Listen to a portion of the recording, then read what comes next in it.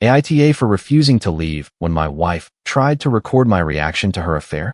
I'm Morgan, 37, and I had been Rachel's husband for 9 years. By then, I knew the small rhythms of our marriage better than I wanted to admit.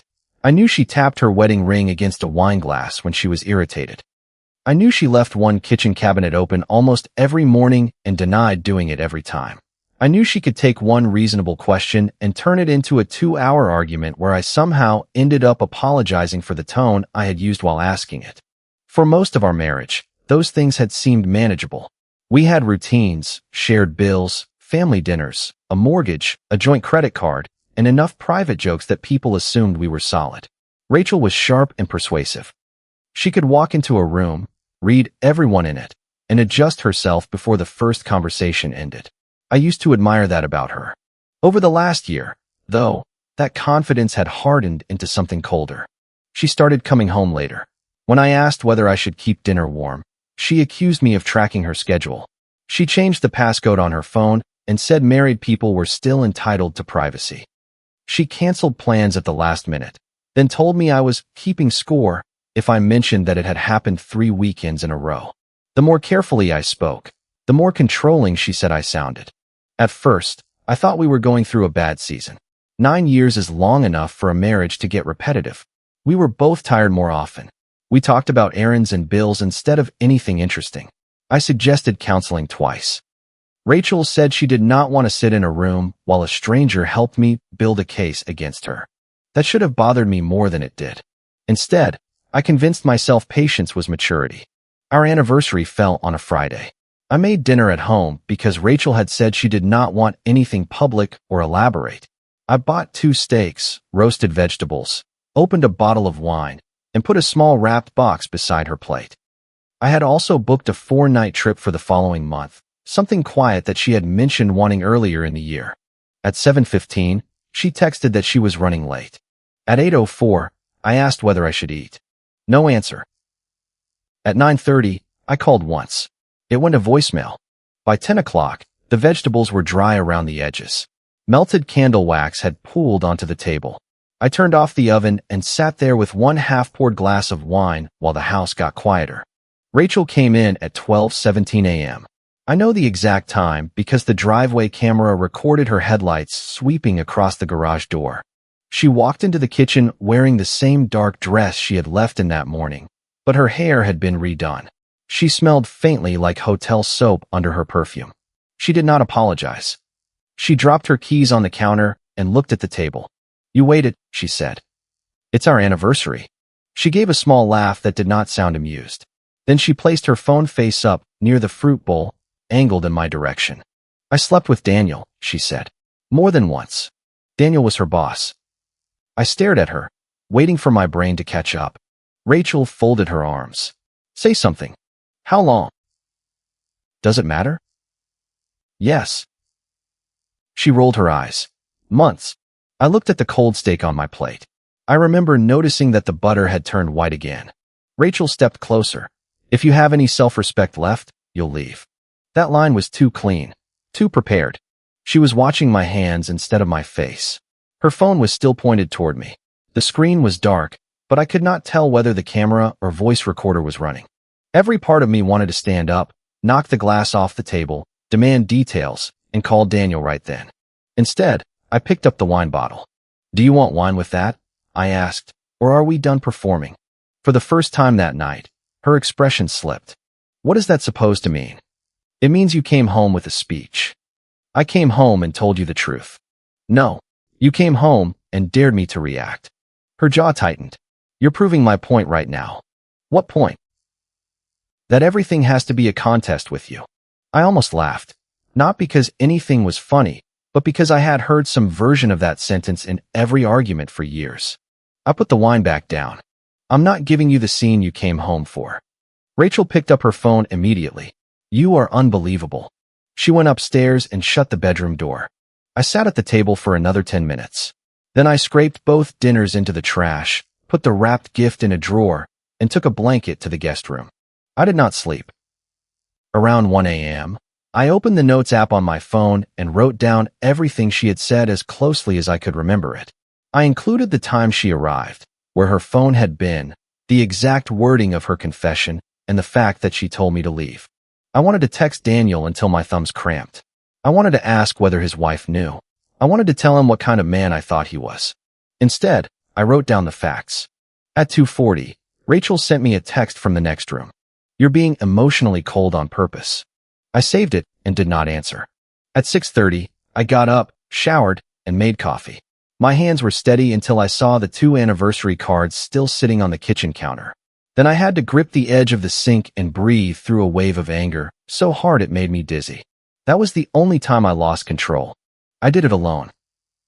By 7 o'clock, I had made a list. First, I redirected my direct deposit to an individual account I had opened years earlier but barely used. Second, I transferred enough money from our shared checking account into a separate bill account to cover the mortgage, utilities, insurance, groceries, and other necessary expenses for the next 2 months. I did not empty the account. I did not touch Rachel's paycheck. I documented every transfer. Then I called the bank and froze the shared credit card for new purchases. The representative asked whether I wanted to report it stolen. "No," I said. "There is a marital dispute. I am not avoiding existing charges. I need to stop new spending until I understand what I'm responsible for." She explained what the freeze would and would not do. I wrote down her name and the confirmation number. After that, I canceled the anniversary trip. The resort kept part of the deposit, but refunded most of it. I canceled the dinner reservation I had made for the following weekend and started the return on the bracelet in the wrapped box. Rachel came downstairs while I was printing the cancellation email. She was wearing sweatpants and holding her phone. "What did you do?" "I canceled the trip." Her face changed instantly. The calm from the night before disappeared. "You had no right. It was paid from my card. It was our anniversary trip. You told me you were sleeping with your boss. So this is who you really are," she snapped. "I tell the truth, and you punish me financially?" I moved my income, protected the bills, and stopped new charges. "You froze my card. Our shared card. You are trying to control me." "No, I'm refusing to finance the lie." She stared at me for a second, then lifted her phone. "Say that again." I looked at the screen. This time I could see the red recording bar. "No," I said. "You can communicate with me in writing from now on." Her thumb moved quickly. "You're scared of what you sound like. I'm careful about what you plan to do with it." She called me paranoid and went upstairs. I waited until I heard the bedroom door close, then called Ian. Ian and I had been friends since our 20s. He had seen Rachel and me through our engagement, our wedding, and enough bad dinner parties to know when something was seriously wrong. He answered on the second ring. "You sound terrible," he said. "She's sleeping with Daniel." There was a long silence. "Her boss?"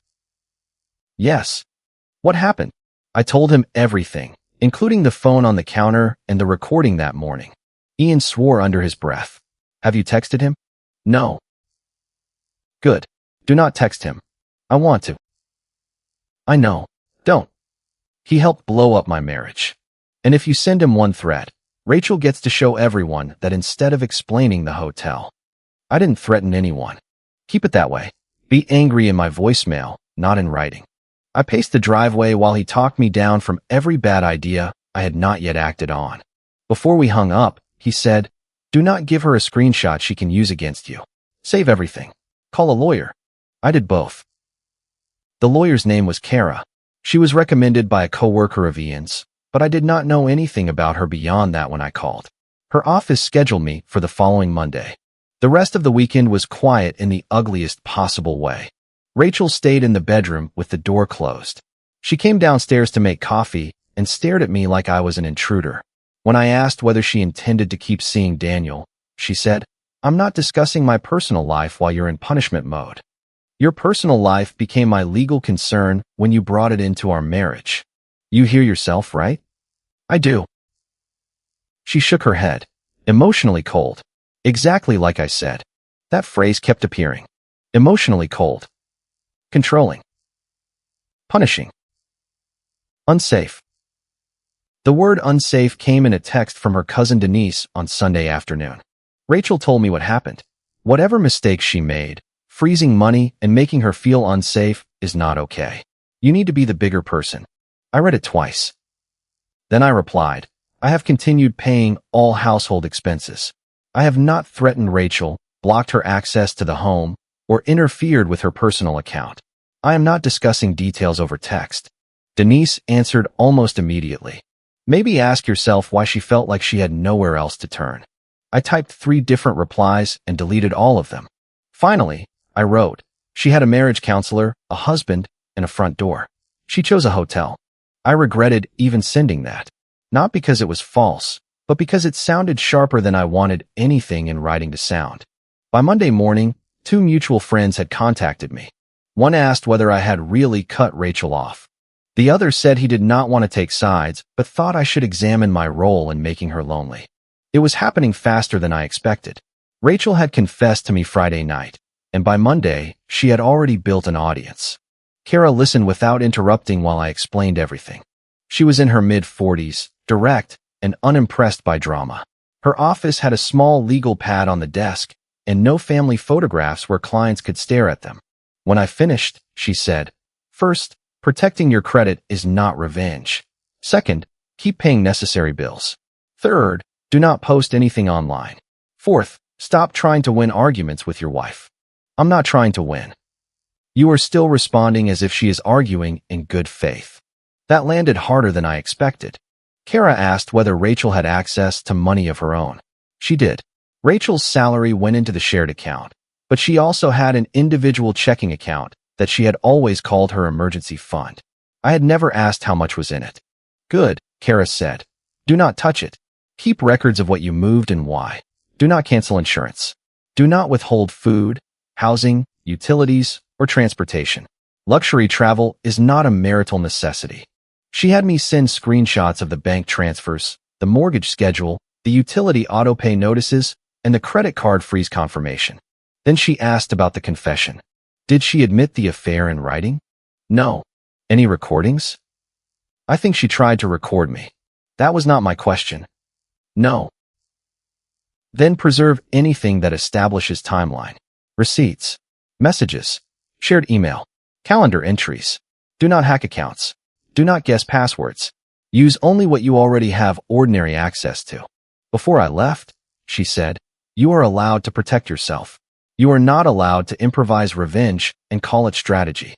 I spent that evening going through our shared financial records. I expected to find something dramatic. A second phone, a secret account, some huge hotel charge under Daniel's name. Instead, the first real proof was sitting between a grocery purchase and our mortgage draft. There was a charge from a hotel bar on a Wednesday 6 weeks earlier. Rachel had told me that night she was helping her friend Melissa after a breakup.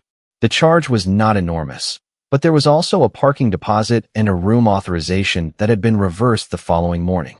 I searched our household email, which received confirmations for shared accounts and family travel. A hotel reservation appeared under Rachel's name. The confirmation had been sent to an email address she used for travel rewards.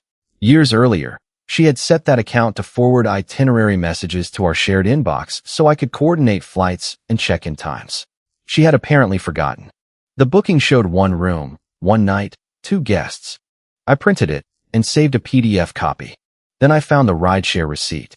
Pickup, 7:42 p.m. from a restaurant near Daniel's office.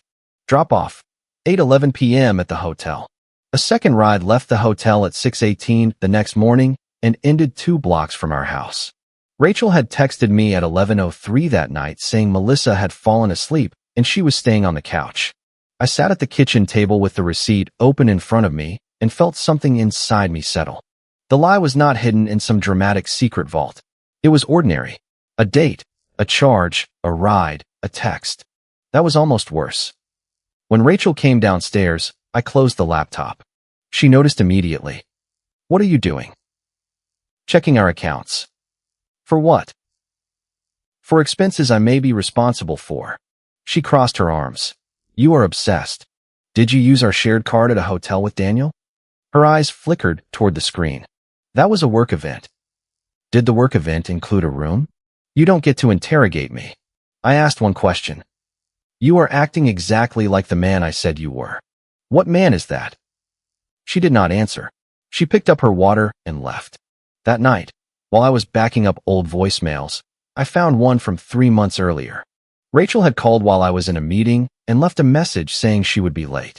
I had listened to the first 10 seconds at the time and forgotten about it. The full voicemail was almost 2 minutes long. Her voice came first. "Hey, I'm still tied up. Don't wait for me." Then there was a rustle, like she had lowered the phone without ending the call. A man laughed in the background. "Daniel." I had heard his voice enough times at company functions to recognize it. Rachel said something too quiet to make out. Daniel answered more clearly. "Let him expose himself." Rachel laughed. "He will. He always tries to prove he's the reasonable one first. What if he doesn't? He will eventually. He can't stand not being heard." The voicemail ended 20 seconds later. I listened to it one more time, then saved copies in 2 locations and emailed it to Kara. She called me the next morning. "Do not confront her about this yet." "Why?" "Because right now you have evidence that suggests planning, but not the full context. Preserve it. Keep communication neutral." "They were talking about me." "I know." "They wanted me to lose control." "I know." I leaned against the kitchen counter and closed my eyes. Kara's voice softened slightly. "Morgan, this is where people make bad decisions because being right feels like permission. It isn't. Stay disciplined." That became my routine. I documented. I stayed quiet. I paid necessary bills. I moved through the house without giving Rachel an argument she could package. She hated it. She accused me of giving her the silent treatment, even though I answered every practical question. When I spoke, she called my tone intimidating.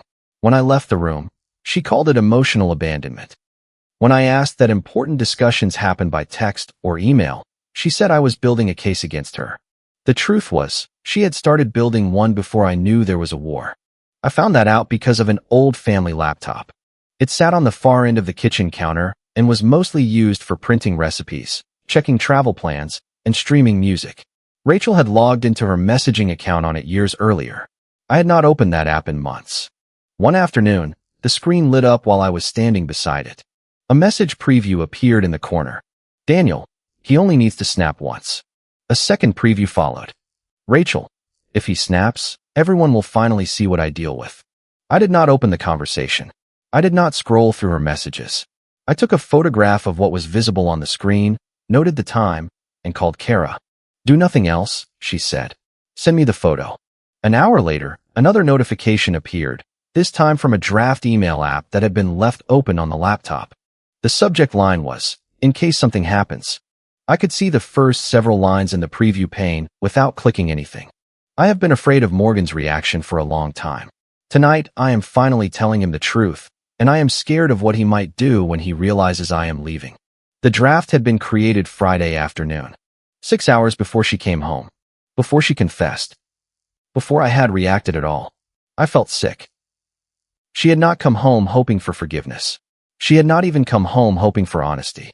She had prepared a frightened wife narrative before she walked through the door, placed her phone where it could capture me, and delivered the confession in the cruelest way she could think of. She had not confessed because guilt got heavy. She had confessed because bait needs a hook. Kara had me photograph the visible draft metadata and then close the laptop. The next day, she sent Rachel a formal letter. It stated that I had not threatened her, prevented her access to the home, withheld necessities, or abandoned shared obligations. It also warned that false statements alleging threats or violence could affect the legal process. Rachel read it at the kitchen island. Her face went white before it went red. "You hired a lawyer against me. I hired a lawyer for myself. You are trying to scare me. The letter says not to make false claims. I told people how I felt. You said I made you unsafe before I did anything." Her eyes narrowed. "You went through my messages." "No. Your previews appeared on the family laptop. That's private." "So was our marriage." She slapped the letter onto the counter. "You don't love me. You love being right. I didn't need you to be perfect. I needed you to stop treating honesty like a trapdoor." She stared at me as if she wanted to say something, then grabbed her keys and left. That same afternoon, Malcolm called. He was a mutual friend who prided himself on being neutral. In practice, that usually meant he believed whoever spoke first and then criticized the other person for being defensive. "I'm not taking sides," he said. "Okay. But Rachel says you moved all the money the morning after she told you." I moved my direct deposit. I set aside money for bills. I froze new spending on a joint card. That sounds like cutting her off. She has her own account and her own income. She says you're punishing her for being honest. She was not honest. She admitted one part after months of lying, then lied about what I did. Malcolm sighed. Maybe you both need to calm down. I am calm. That can be its own kind of punishment, Morgan. I almost hung up. Instead, I said, I appreciate the concern. I'm not discussing evidence over the phone. Evidence. Have a good night, Malcolm. Rachel's version kept spreading. According to Denise, Rachel had been lonely for years. According to Malcolm, I was financially controlling. According to one of Rachel's aunts, I had forced her to confess under pressure. That last claim was especially strange considering she had come home and announced it without me asking. Rachel also began telling people that Daniel had only become involved after our marriage was emotionally over. Daniel, apparently, had been supporting her through a difficult time. I wondered whether Olivia knew what kind of support her husband was providing. I wrestled with whether to contact her. Part of me thought it was not my place to detonate someone else's marriage. Another part knew that was cowardice dressed up as restraint. If Olivia had evidence that Rachel was sleeping with Daniel, I would have wanted her to tell me. Kara reviewed the message before I sent it. It was 6 sentences. Olivia, I'm sorry to involve you. I would want to know if the roles were reversed. Rachel admitted to an affair with Daniel on our anniversary. I have attached a hotel confirmation, a shared card charge, and a rideshare receipt that appear to place them together overnight. I also have a voicemail in which Daniel discusses provoking a reaction from me. I am not asking you to contact me, and I will not share this publicly. Morgan. I attached only what was necessary. No insults. No speculation. No threats. Olivia replied 4 hours later. I need a day, but I believe enough to check. The next morning she sent another message. I checked the dates before I replied. Daniel told me he was at a late executive meeting that night. He was not. I stared at that sentence for a long time. Then I wrote, I'm sorry. She answered, Morgan didn't ruin my marriage by telling me. Daniel did that before I knew your name.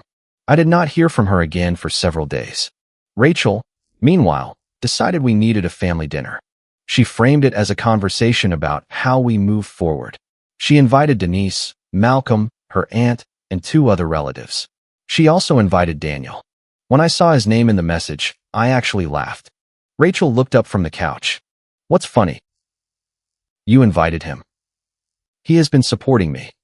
He has been sleeping with you. Do not reduce this to sex. What would you prefer I reduce it to? She stood. You don't get to control who is there. I'm not trying to. Then come and act like an adult. I knew what the dinner was. Rachel wanted witnesses. She wanted to sit at the center of a table, speak first, use words like unsafe and punishment, and force me either to accept blame or look cruel for defending myself. Kara did not like the idea of me going. Ian liked it even less. This is a trap, he said. I know. Then don't walk into it. She's going to tell them the story whether I'm there or not. Let her. That worked really well so far. Ian was quiet. I continued, I'm not going to yell. I'm not going to threaten anyone. I'm going to answer one time. What does Kara say? She says keep it short and do not hand out anything she has not reviewed. That means you already made something. A timeline. Ian groaned. Of course you did. It was 3 pages. The first page listed dates and facts. The second included abbreviated copies of the hotel confirmation, rideshare receipt, shared card charge, and the text Rachel sent the same night claiming she was with Melissa. The third included a transcript of the relevant voicemail, the visible message preview, the draft email timestamp, and a short statement from Kara confirming that household bills had remained funded. No private photos, no medical information, no workplace gossip, no wild accusations, just the timeline. I printed several copies and put them in one plain envelope. The dinner was at Rachel's aunt's house. Long dining table, 2 mini serving dishes, soft music playing from a speaker in the living room. Everyone was already seated when I arrived. Daniel sat beside Rachel. He wore a dark sweater and the expression of a man attending someone else's intervention. Rachel looked fragile in a deliberate way. Minimal makeup. Hair pulled back. A glass of water instead of wine. Denise would not look directly at me. Malcolm gave me a tight nod. I sat at the open chair near the end of the table and placed the envelope beside my plate. For the first 15 minutes, people pretended we were eating dinner. Rachel's aunt passed potatoes. Someone asked whether anyone wanted more salad. Forks touched plates with ridiculous care. Then Rachel put down her napkin. I didn't want to do this in front of everyone, she said softly. But Morgan has left me no choice. That line nearly impressed me. She looked around the table. I admitted that I made a mistake. I told him the truth because I could not keep living dishonestly. Since then, he has frozen money, canceled plans, refused to communicate, and used a lawyer to intimidate me. Daniel placed a hand on the back of her chair. Rachel continued. I know I hurt him. I know that. But the way he has treated me proves why I was afraid to be honest. Denise reached across the table and touched Rachel's wrist. Malcolm looked at me. Did you really cut her off the morning after she confessed? Every conversation stopped. Rachel looked down, already prepared to cry. Daniel leaned back as if the answer was obvious. I said, I protected the bills and separated my income after she told me she cheated with her boss and suggested she intended to continue. Rachel's head snapped up. I never said that. You refused to say it was over. That is not the same thing. I froze new charges on a shared credit card. The mortgage, utilities, insurance, groceries, and household expenses remained funded. Rachel has her own salary and personal account. Malcolm frowned. You canceled the trip. Yes. Denise said, that was still punishment. It was a luxury trip I paid for to celebrate a marriage Rachel had already left. Rachel's eyes filled. This is what he does, she said. He turns everything into numbers and technicalities so he never has to admit how cruel he is. Daniel finally spoke. Maybe she came to me because you stopped listening. I looked at him. This is between Rachel and me, I said. He gave a small, confident smile. Then why did you contact my wife? Rachel's head turned toward him. He had not told her. That was the first crack. I contacted Olivia privately because she had the right to know, I said. Daniel's smile disappeared. You had no right to interfere in my marriage. You interfered in mine. Rachel cut in. See? Vindictive. This is exactly what I mean. I placed my hand on the envelope. You wanted everyone to judge me with half the story. I'm fine with being judged, but they're getting the whole story. Rachel looked at the envelope and went still. I opened it and passed copies down the table. No one spoke while the pages moved from hand to hand. Denise read the first page quickly, then went back and started again. Malcolm stopped at the rideshare receipt. Rachel's aunt adjusted her glasses and read the attorney's statement twice. Daniel did not touch his copy. This is sick, Rachel said. You prepared a presentation about me. It is a timeline. You planned this. I responded to what you planned. Her face changed. I continued before she could interrupt. The hotel email was forwarded to our household inbox. The rideshare receipt came from a shared account. The card charge came from our shared statement. The voicemail was left on my phone. The message preview and draft appeared on the family laptop without me opening Rachel's account. Denise looked up. What draft? Rachel spoke too quickly. It was private journaling. I said, it was titled In Case Something Happens. It said she was afraid of what I might do after she confessed. It was written 6 hours before she came home. The room went completely quiet. Denise looked at Rachel. Before he knew, Rachel's mouth opened, but nothing came out. Malcolm turned to the third page. And this message to Daniel says, if he snaps, everyone will finally see what I deal with. That is out of context, Rachel said. What context fixes it? I asked. Daniel pushed his chair back slightly. This is pathetic, he said. You are cherry-picking private conversations because your wife finally got tired of you. My phone rang. Olivia. I had not arranged that. I had told her only that the dinner was happening because Daniel had mentioned it in a message she saw. She had said nothing about calling. I answered and put the phone on speaker only after she asked me to. Daniel, she said. His face drained. Olivia, this is not. Do not. Her voice was calm. That made it worse. I checked the dates before I called. I checked the hotel. I checked the card. I checked the rideshare account you forgot was linked to our family profile. Daniel stood. Why are you doing this in front of strangers? Because you are sitting in front of strangers pretending Morgan invented everything. He looked toward the hallway, as if there might be another exit. Olivia continued. You told me you were at a late meeting when the hotel charged the card at 11:48. You told me Rachel was having a mental health crisis and you were helping her professionally. You told me Morgan was abusive before you had ever met him. Rachel stared at Daniel. You told her that? He ignored her. Olivia, go home. We'll talk there. No. You will come home after you stop using someone else's family dinner as cover. Daniel's voice sharpened. This is between us. No, Daniel. You made it between all of us. Then she hung up. Daniel grabbed his coat from the back of the chair. Rachel stood too. You're leaving? I need to handle this. You said you would stay. I said I would support you. This is because of him, she said, pointing at me. Daniel looked at her with open irritation. This is because you invited me here. That was the second crack, and it split everything. Rachel's expression collapsed. For months, Daniel had been exciting because he existed outside consequences. The moment his own home was threatened, Rachel became a liability. He left without saying another word. Rachel sat back down slowly. Denise was still staring at the timeline. You told me he blocked you from the accounts, she said. He did. I said, I froze one shared credit card. Her debit card, individual account, paycheck, and access to the bill account remained available. Denise looked at Rachel. You said he took everything. I said he took control. That is not what you said to me. Rachel's aunt asked, did Morgan threaten you? Rachel looked around the table. This is emotional intimidation. That wasn't the question, Malcolm said. Rachel's eyes flashed. Now you're taking his side? I'm asking what happened. He made me feel unsafe. Before or after you wrote the draft? Her face reddened. You don't understand what it is like living with someone who is always waiting to prove you wrong. I said, I wasn't waiting to prove you wrong.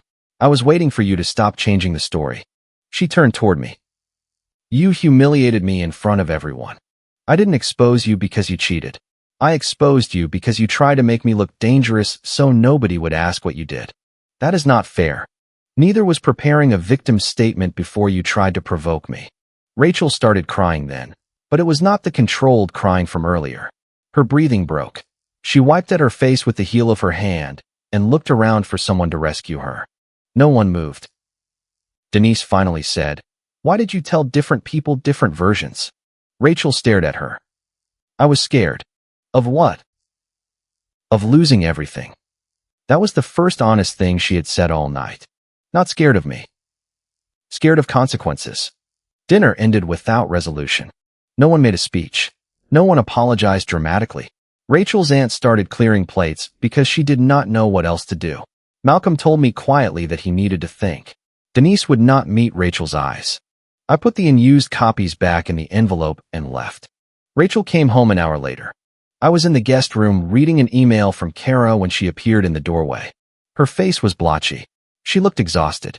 Daniel is not answering me, she said. I closed the laptop. I'm sorry. No, you're not. I'm sorry you are hurting. I'm not sorry, Olivia knows. Rachel leaned against the doorframe. He said he loved me. I did not respond. He said he was leaving her. Did he say when? She flinched. You don't have to do that. Do what? Make me feel stupid. I don't have to. He already did. Her expression hardened again. You enjoyed tonight. No. You sat there like a machine. I sat there while you accused me of being dangerous. You made copies. Because you invited an audience. She looked down at the floor. After a long silence, she said, what happens now? I had rehearsed the answer with Kara, but saying it still hurt. There are two options. If there is any chance of reconciliation, you give full disclosure. Financial records. Timeline. No contact with Daniel. No more false claims to friends or family. You correct what you told people. We attend counseling, and we sign a temporary financial agreement. Her mouth tightened. And the other option?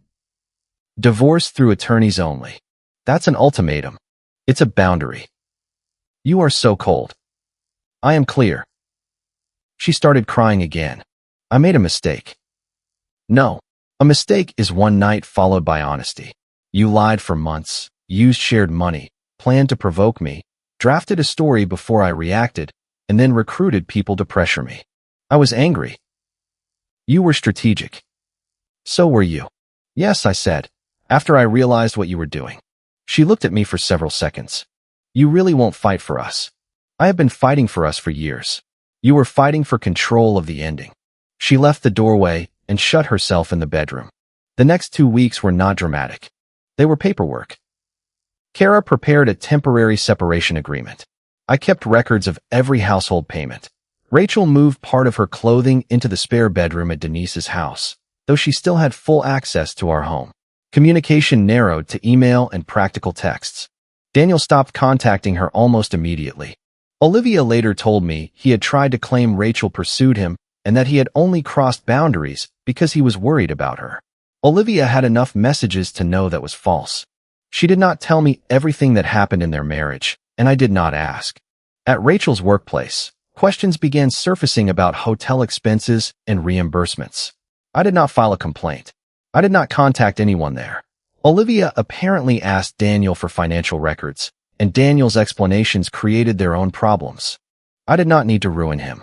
He had apparently saved that job for himself.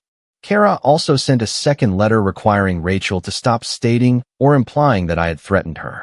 The letter did not demand that she say nice things about me. It demanded that she stop making factual claims she could not support. Rachel called it intimidation. Kara called it notice. Denise sent me a message 3 days after the dinner. I should not have repeated what Rachel told me without asking you.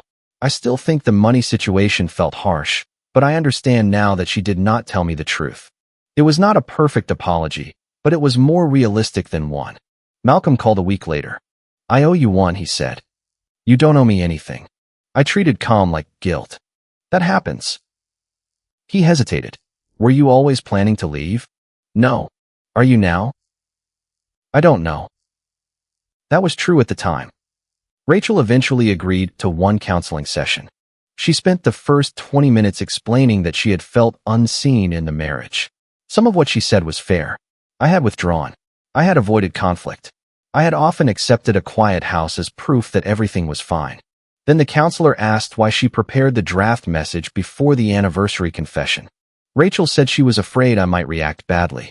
The counselor asked whether I had ever threatened, hit, restrained, stalked, or blocked her from leaving. Rachel said no. The counselor asked whether I had ever destroyed property during an argument. No. Whether I had ever taken her phone. No.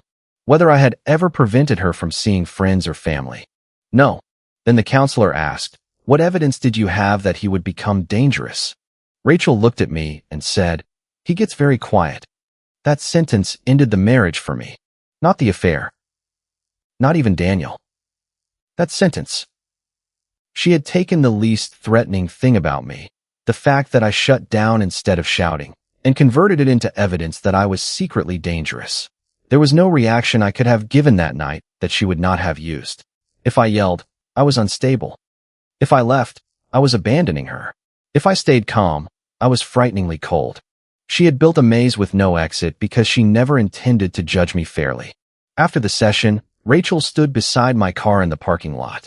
You barely said anything in there. I heard enough. So that's it. Yes.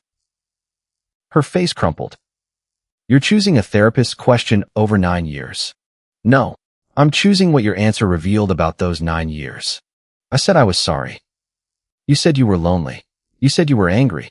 You said Daniel manipulated you. You said I pushed you away. You said the money embarrassed you. You said the dinner humiliated you. You have apologized for how consequences felt. You have not taken responsibility for creating them. She folded her arms against the cold. What do you want me to say? The truth without using it as a weapon. I told you the truth on our anniversary. You told me the part you thought would make me explode. She had no answer. The divorce moved forward. There was no instant victory. No judge praised me. No one awarded me everything because I had receipts. Real life was slower and less satisfying than that. We had to divide accounts. We had to value the house. We had to decide who would stay there temporarily. We had to pay lawyers to translate years of shared decisions into numbers. Rachel argued that the canceled trip showed financial abuse. Kara produced the bank records showing that necessary expenses remained funded and that Rachel had independent income. Rachel suggested I had isolated her. Messages showed that she had spent the first weekend contacting relatives and friends. Rachel implied that I had frightened her on the anniversary night. The driveway camera showed her arriving freely and leaving freely the following day. Her own text messages showed her provoking arguments and recording responses. None of that made the process painless. It made it survivable. Some people still thought I was too calculated. Rachel's aunt said I should have handled the dinner privately, even though Rachel had organized it publicly. One mutual friend said contacting Olivia was vindictive. Another said freezing the card the next morning was emotionally harsh. Maybe it was harsh.